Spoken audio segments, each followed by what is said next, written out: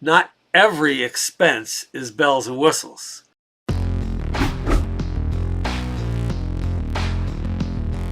Hey there, this is Billy Goldfeder answering some questions from you as part of our What's Your Problem series hosted by Fire Rescue One and Lexipol.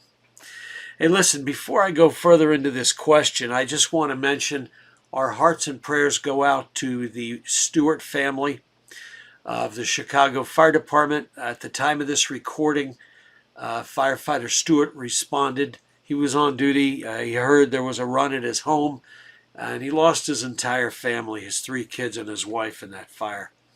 Just another strong reminder about how fragile life can be.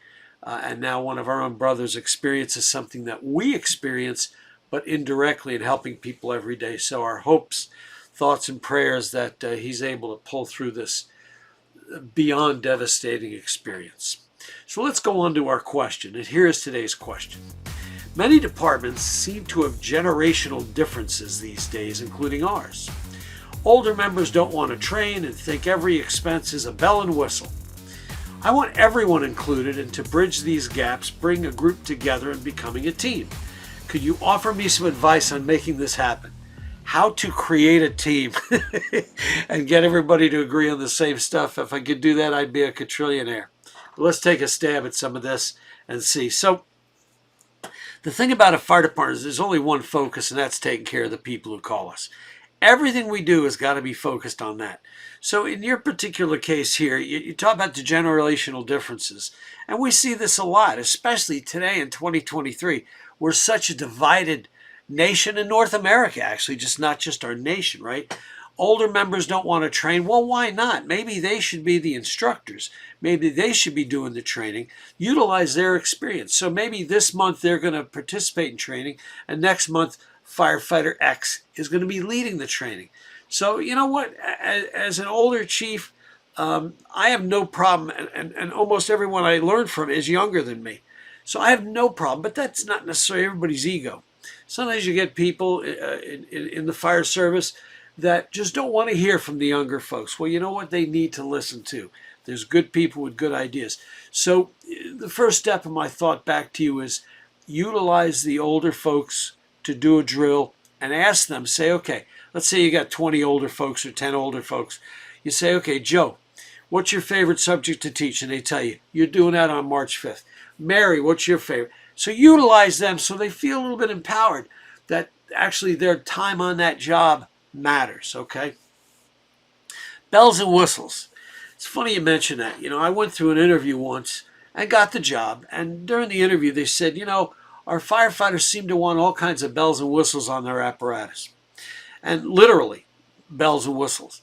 The guy mentioned about chrome and a bell and all that kind of stuff. And they said, what are your thoughts about that? Isn't it a waste of money? Well, they gave me the answer they wanted, but that's not the answer I gave them back. At this time, it was primarily a volunteer fire department with a few career people. And I believe that if the volunteers want a bell on the truck and it makes them feel more engaged, more a part of, more ownership, then put the damn bell on the truck, right? So it depends on what you're talking about, bells and whistles. And a good gauge, if you're a very tight budget fire department, is what we're going to buy going to make a difference to the public? Is it going to make a difference to the firefighters? And I don't mean because we like to have something, but it's going to make us safer. It's going to make us more effective. It's going to be we're going to be able to flow, stretch a hose line quicker. That's the kind of stuff you want to use as a template to determine whether or not it's a bell and whistle. But again, let's say you got a pretty effective volunteer department and things are going pretty well, and the members decide they want an orange stripe on the truck. Put a damn orange stripe on the truck and let them have what they want. What's the difference? It's not a waste of money. You're investing in the people versus paying them, all right? So those are my thoughts. You want everybody included. You want to bridge the gaps, bringing the group together, constant communication, whether it's emailing every day from the chief, here's what's up, here's what's hot, here's the plans of the week. I have a friend of mine, he's a captain in a volunteer department in Long Island. Every Monday he sends a message to his members. Here's what's going on this week. It's a great way to keep everybody engaged, but especially the older folks, the ones who may not feel as valued as they were maybe years ago. consider them playing specific roles in instruction, training, maybe safety officers, whatever role that you feel they're most qualified to do. Now, don't put them in roles just to do it.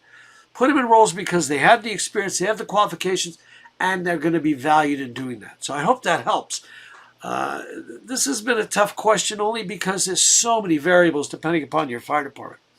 So anyway, email Fire Rescue 1 with your questions. I don't care what they are. Send them my way. I'm always glad to help you, either give you my opinion or send you in a certain direction to help fix the problem you're facing. Thank you.